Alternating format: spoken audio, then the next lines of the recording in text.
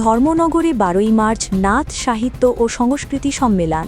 ত্রিপুরা জেলার ধর্মনগরে নাথ সমাজের সাহিত্য ও সংস্কৃতির বিকাশকে সামনে রেখে আগামী 12ই মার্চ অনুষ্ঠিত হতে চলেছে এক বিশাল নাথ সাহিত্য ও সংস্কৃতি সম্মেলন। এই অনুষ্ঠানকে কেন্দ্র করে ধর্মনগর মিশন রোড স্থিত অস্থায়ী কার্যালয়ে এক সাংবাদিক সম্মেলনের আয়োজন করা হয়। সাংবাদিক সম্মেলনে উপস্থিত ছিলেন নাথ মিশনের সর্বভারতীয় সভাপতি প্রণব কুমার নাথ, ত্রিপুরা রাজ্য কমিটির সভাপতি প্রণয় নাথ, সহসভাপতি অজয় নাথ, কালচারাল সম্পাদক রিশ্মি নাথ, আইটি ইনচার্জ নির্মল নাথ, সহ আইটি ইনচার্জ পঞ্চমী নাথ সহ সংগঠনের অন্যান্য সদস্যরা। সংগঠনের পক্ষ থেকে জানানো হয়, নাথ সমাজের সাংস্কৃতিক ঐতিহ্য সংরক্ষণ এবং নতুন প্রজন্মের মধ্যে সাহিত্য চর্চা ও সংস্কৃতির প্রতি আগ্রহ বাড়ানোর লক্ষ্যেই এই সম্মেলনের আয়োজন করা হয়েছে। নাথ মিশন ত্রিপুরা সেন্ট্রাল কমিটির সহযোগিতায় গঠিত রাজ্য কমিটি একটি জনকল্যাণমূলক, ধর্মীয় ও সমাজসেবামূলক সংগঠন হিসেবে কাজ করবে এবং ভবিষ্যতে সমগ্র ত্রিপুরা জুড়ে তাদের কার্যক্রম সম্প্রসারণের পরিকল্পনা রয়েছে।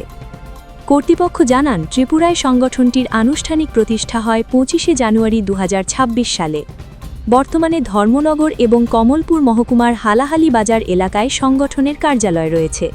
সংগঠনের মূল উদ্দেশ্য হল নাথ সম্প্রদায়ের ঐতিহ্য, সংস্কৃতি ও সামাজিক ঐক্যকে সুদৃঢ় করা এবং বিভিন্ন সমাজসেবামূলক কার্যক্রম পরিচালনা করা। এদিন সাংবাদিক সম্মেলনে নাথ সমাজের আর্থ-সামাজিক উন্নয়ন ও সাংস্কৃতিক ঐতিহ্য সংরক্ষণের দাবিতে একাধিক প্রস্তাব তুলে ধরা হয়। যোগী জনগোষ্ঠীর উন্নয়নের জন্য প্রতিটি গ্রাম পঞ্চায়েত ও নগর পঞ্চায়েত এলাকায় সরকারি ব্যবস্থাপনায় 5-6 বিঘা খাস জমি বরাদ্দ দিয়ে পাকা প্রাচীর নির্মাণের উদ্যোগ নেওয়ার দাবি জানানো হয়। পাশাপাশি মহাযোগী গুরু গোরক্ষনাথের আবির্ভাব তিথিতে সরকারি ছুটি ঘোষণার দাবিও তোলা হয়। এছাড়াও আসামের আদলে ত্রিপুরা রাজ্যে নাথ যোগী জনগোষ্ঠীর উন্নয়নের জন্য একটি পৃথক উন্নয়ন পর্ষদ গঠন ও পর্যাপ্ত অর্থ বরাদ্দের দাবি জানানো হয়। রাজ্যের বিভিন্ন সরকারি বোর্ড, কর্পোরেশন ও কাউন্সিলে জনসংখ্যার অনুপাতে নাথ সমাজের প্রতিনিধিদের চেয়ারম্যান, ভাইস চেয়ারম্যান ও সদস্য পদে মনোনয়নের বিষয়টিও তুলে ধরা হয়। শিক্ষাক্ষেত্রে নাথ যোগী সম্প্রদায়ের ছাত্রছাত্রীদের জন্য মেডিকেল, ইঞ্জিনিয়ারিং, নিট ও বিভিন্ন বিশ্ববিদ্যালয়ে ভর্তির ক্ষেত্রে আসন সংরক্ষণ, প্রতিযোগিতামূলক পরীক্ষায় বিশেষ সুবিধা এবং মাসিক বৃত্তির দাবিও জানানো হয়। পাশাপাশি নাথ সাহিত্য ও দর্শনকে শিক্ষাক্রমে অন্তর্ভুক্ত করা এবং জনগোষ্ঠীর সঠিক জনসংখ্যা নিরূপণের জন্য পৃথকভাবে গণনার উদ্যোগ নেওয়ার বিষয়েও দাবি তোলা হয়। সাংবাদিক সম্মেলনে জানানো হয়, আগামী 12ই মার্চ সকালে নাথ মিশন ত্রিপুরা রাজ্য কমিটির সভাপতি ও বিশিষ্ট শিক্ষাবিদ প্রণয় নাথ পতাকা উত্তোলনের মাধ্যমে অনুষ্ঠানের সূচনা করবেন। এরপর মহাযোগী মৎস্যেন্দ্রনাথ ও গোরক্ষনাথের প্রতিকৃতিতে মাল্যদান করা হবে।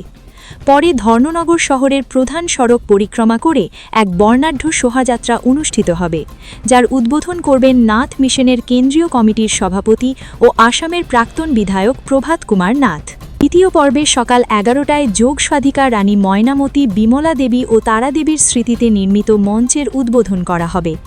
এরপর নাথ ধর্ম, নাথ সাহিত্য ও সংস্কৃতি, অতীত, বর্তমান ও ভবিষ্যৎ শীর্ষক আলোচনা সভা অনুষ্ঠিত হবে। এতে মুখ্য অতিথি হিসাবে উপস্থিত থাকবেন উড়িয়া কিয়ারবাগ মঠের মহন্ত স্বামী শিবনাথজি মহারাজ।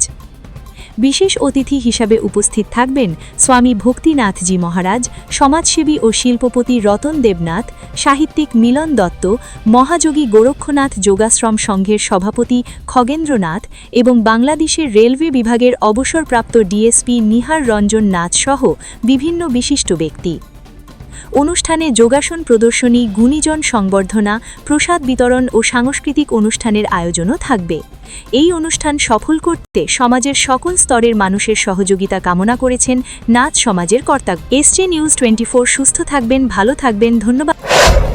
আমাদের যেটা নাথ সম্প্রদায়, কৃষ্টি সংস্কৃতি, সামাজিক ঐতিহ্য, পরম্পরা, এগুলো নিয়ে চিন্তা চর্চা, প্রচার প্রসার করা, বিশেষ করে সাহিত্য, সংস্কৃতি, ধর্ম, আয়ুর্বেদ, যোগ, তন্ত্র, এগুলাতে নাথ সিদ্ধাচার্যের অবদান, এগুলা প্রচার প্রসার। যদিও আজকে বিশ্ব যোগ দিবস পালন হয়, কিন্তু এই হঠযোগের স্রষ্টা হচ্ছে মহাযোগী গোরক্ষনাথ। ওনার নাম কিন্তু সরকারিভাবে কিংবা বেসরকারিভাবে কেউ নেয় না। আজকে তন্ত্রশাস্ত্রের স্রষ্টা হচ্ছে মহাযোগী মৎস্যেন্দ্রনাথ। আজকে মহাযোগী মৎস্যেন্দ্রনাথের যে তন্ত্র সাধনা, যেটা পীঠস্থান, সেটা হচ্ছে কামাখ্যা। কিন্তু দুর্ভাগ্যের বিষয় কামাখ্যাতে মৎস্যনাথের কোনো মূর্তি স্থাপনা বা এগুলা কোনো কিছুই নাই। তো এগুলা জিনিস নিয়ে আমরা মানে প্রচার প্রসারের আমরা উদ্যোগ নিছি। তো নাথ মিশন প্রতিষ্ঠা হওয়ার পর কেন্দ্রীয়ভাবে একটা আন্তর্জাতিক নাথ সম্মেলন আমরা বর্তমানে শ্রীভূমি নাম, আগে ছিল করিমগঞ্জ, আসামে আমরা করেছি। এটা বিশ্বের বিভিন্ন স্থান থেকে প্রতিনিধিরা এসেছিলেন। তো এখানে আমাদের একটা সিদ্ধান্ত হয়েছে যে আমরা ভারতবর্ষের স্থানে যেখানে আমাদের নাথ সম্প্রদায়ের সামাজিক সংগঠন নাই সেখানে আমরা নতুনভাবে সংগঠন করব, আর যেখানে আমাদের সামাজিক সংগঠন আছে সেখানে তাদের সাথে সহযোগী হয়ে আমরা বিভিন্ন ধরনের অনুষ্ঠানাদি আমরা করে থাকি। সামাজিক অনুষ্ঠানের সাথে সাথেও, ধর্মীয় অনুষ্ঠানের সাথে সাথেও বিভিন্ন সময় যেমন ফ্লাড টাড হলে আমরা রিলিফ এগুলো আমরা দিয়ে থাকি, কোনোটা ব্যক্তিগত উদ্যোগে, কোনোটা অন্যান্য সংস্থা যারা এই তাদের যে সমস্ত সামগ্রীগুলো ডিস্ট্রিবিউশন করার ক্ষেত্রে মানুষের প্রয়োজন হয় তখন আমাদের নাথ মিশনের সাহায্য নেয়, আমরা সেগুলোকে বিভিন্ন অঞ্চলে আমরা ডিস্ট্রিবিউট করে থাকি। তার পরবর্তী সময় আমরা গোরক্ষনাথের আবির্ভাব তিথি সেটা আমরা গোরক্ষ জয়ন্তী হিসাবে পালন করেছি, প্রতিপত্র আমরা প্রকাশ করেছি। পরবর্তী সময়ে শ্রীভূমিতে আমরা নাথ সাহিত্য সংস্কৃতি সম্মেলন করেছি, সেখানে সাহিত্যিক যারা তারা এই নাথ সাহিত্যের বিষয়ে বিভিন্নভাবে অতীত, বর্তমান, ভবিষ্যৎ এগুলো নিয়ে তারা আলোচনা করেছেন। এইবার ধর্মনগরে যেগুলো আমাদের যে সামাজিক মানুষরা রয়েছেন তারাও এই ধরনের আগ্রহ প্রকাশ করলেন যে আমাদের ধর্মনগরে তো আমাদের সামাজিক কোনো সংগঠন নাই, তো যদি আপনারা এই বিষয়ে একটু চিন্তাধারা করেন। তখন 25শে ডিসেম্বর একটা কিছু সংখ্যক মানুষকে নিয়ে তাদেরকে সাথে যোগাযোগ করা গিয়েছে, তাদের উপস্থিতিতে এই নাথ মিশন ত্রিপুরা রাজ্য কমিটি গঠিত হয়েছে।